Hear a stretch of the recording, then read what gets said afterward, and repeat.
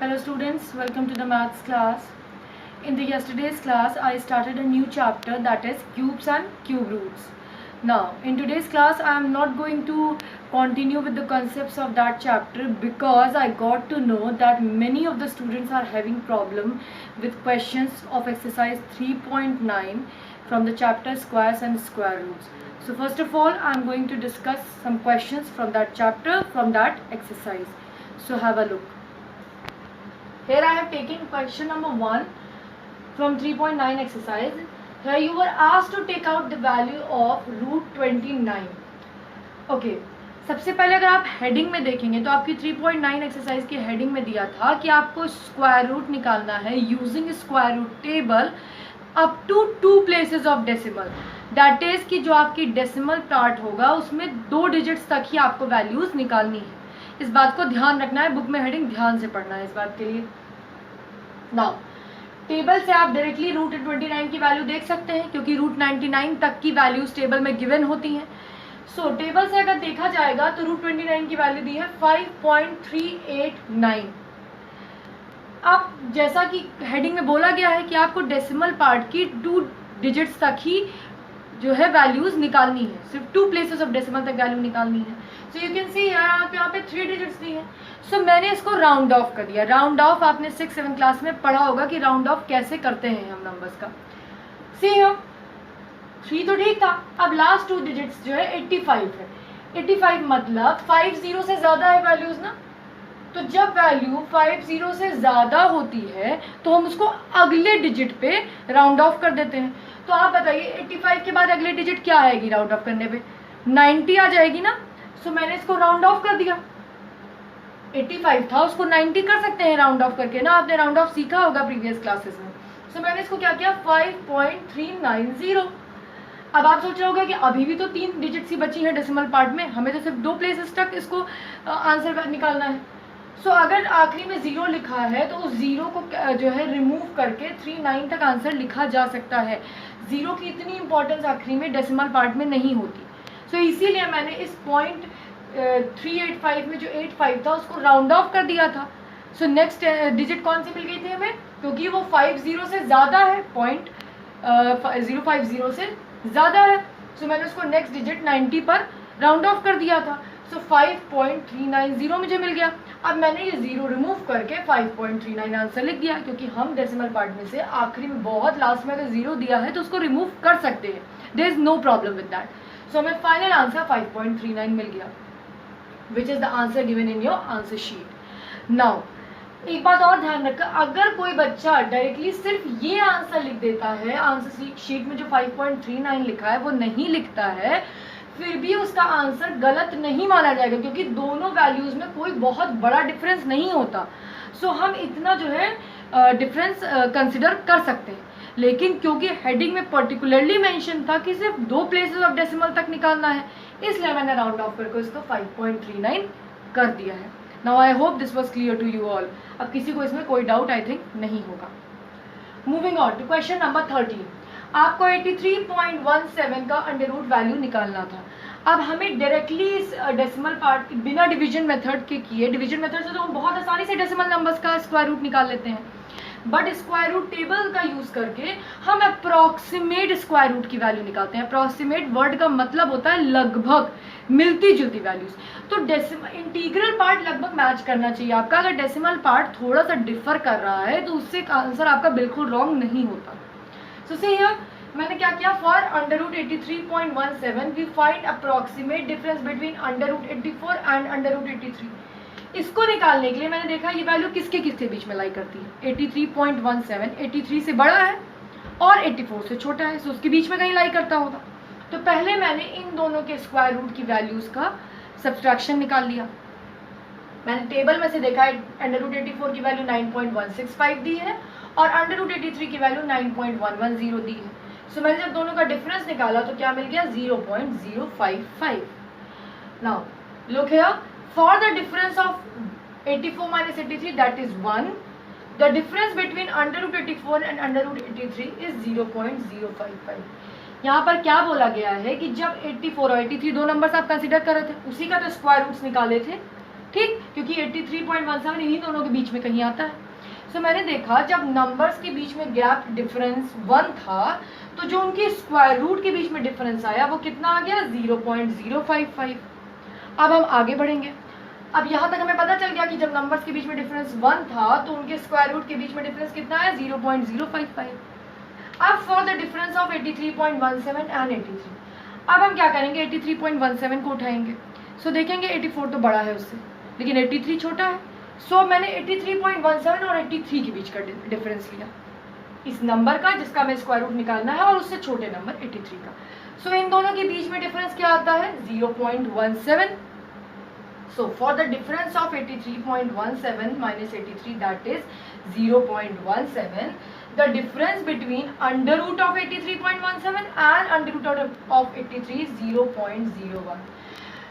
Now see students, there is no hard and fast rule. मैंने कोई formula लगा के ये वैल्यू नहीं निकाली है, आपको इसमें थोड़ा सा अपना ब्रेन यूज़ करना है, थोड़ा सा कॉमन सेंस यूज़ करना है, इसीलिए ये चीज़ लिखी और इसीलिए इसमें हर जगह वर्ड अप्रॉक्स यूज़ हो रहा है, लगभग। बिल्कुल से गलत नहीं निकालना है कि एकदम वैरी कर जाए आपकी वैल्यूज, लेकिन थोड़ा बहुत अगर डेसिमल पार्ट में चेंजेस आ रहे हैं तो वो गलत नहीं कंसिडर होता। देखिए पहले क्या था, जब नंबर्स के बीच में जब 84 और 83 ले रहे थे तो डिफरेंस क्या था 1 था। अब जब 83.17 और 83 आप ले रहे हैं तो डिफरेंस क्या आ रहा है 0.17।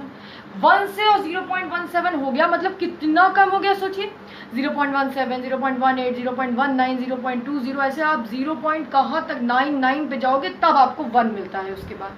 सो 1 से 0.17 कितना छोटा हो गया है ना, तो मतलब डिफरेंस जब कहाँ 1 था तब हमको रूट की वैल्यूज के बीच में ये डिफरेंस मिलता था 0.055, और कहाँ हमारा डिफरेंस इतना छोटा हो गया 0.17 हो गया। तो अब मैंने कॉमन सेंस यूज करके इस वैल्यू को लिखा कि जब डिफरेंस 1 था, इतना बड़ा था, तब हमको रूट की वैल्यूज के बीच में डिफरेंस 0.055 कहीं जाके मिल रहा था। तो मैंने सोचा जब अब डिफरेंस हमारा 0.17 मिल रहा, इतना कम, 1 से भी इतना छोटा हो गया, तो उनके स्क्वायर रूट के बीच में भी जो डिफरेंस है वो भी और छोटा हो जाएगा। और बताइए आप लगभग कितना कम हो गया, सोचिए लगभग 0.80 आपका डिफरेंस का, लगभग 0.80 आप पीछे चले गए, तब आपको कहीं जो है 0.17 मिला ना, 0.83 लगभग आप पीछे चले गए हो तब आपको 0.17 मिला। तो मैंने इससे भी बहुत छोटा डिफरेंस ले लिया, बिल्कुल नेग्लिजिबल अमाउंट में 0.01 डिफरेंस ले लिया, एकदम छोटा। सो अब मुझे 83.17 की वैल्यू अगर निकालने को कहा जाए तो क्या करेंगे, पहले रूट 83 की जो वैल्यू होती है, अंडर रूट 83.17 की वैल्यू निकालने के लिए क्या करेंगे, रूट 83 की वैल्यू क्या होती है, देखिए दी हुई थी टेबल में 9.110, उसको लिख लिया, प्लस यही जो डिफरेंस आता है दोनों की वैल्यू के बीच में, इसी वजह इतना ही डिफरेंस, तो इसकी अंडर रूट की वैल्यू 83 से ज़्यादा होगी, उस डिफरेंस को ऐड कर लिया।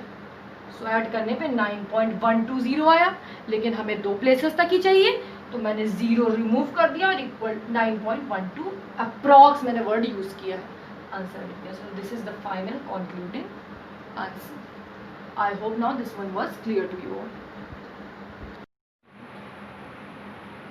Okay, so here's another question I have taken from the same exercise 3.9. That is question number 14. So you were given 59.45 and you were asked to take out the square root of this number up to 2 places of decimal using square root table. So सबसे पहले आप बताइए कि 59.45 किसके किसके बीच में आएगा, 59 और 60 के बीच में आएगा, 59 से बड़ा है और 60 से छोटा है। So for under root of 59.45 we find approximate difference between under root 60 and under root 59. अब हमको 59.45 की वैल्यू तो स्क्वायर रूट टेबल में नहीं गिवन होती है, क्योंकि डेसिमल नंबर्स की वैल्यूज तो उसमें नहीं गिवन होती है ना। सो मैंने क्या कर लिया, देखा कि वो 60 और 59 के बीच में आता है, सो मैंने इन दोनों के रूट का डिफरेंस निकाला। सो अंडर रूट 60 का अगर आप वैल्यू देखेंगे स्क्वायर रूट टेबल में तो दी होती है 7.746 और अंडर रूट 59 की वैल्यू गिवन होती है 7.681। जब इसका डिफरेंस निकालेंगे तो 0.065 आ जाएगा। Now moving on, for the difference of 60 minus 59, हमने 60 और 59 दो नंबर्स कंसिडर किए थे, सो उनका डिफरेंस क्या होता है 1। तो मैंने देखा कि जब 1 नंबर्स के बीच में डिफरेंस 1 है तो उनके स्क्वायर रूट की वैल्यूज के बीच में डिफरेंस कितना आ रहा है 0.065।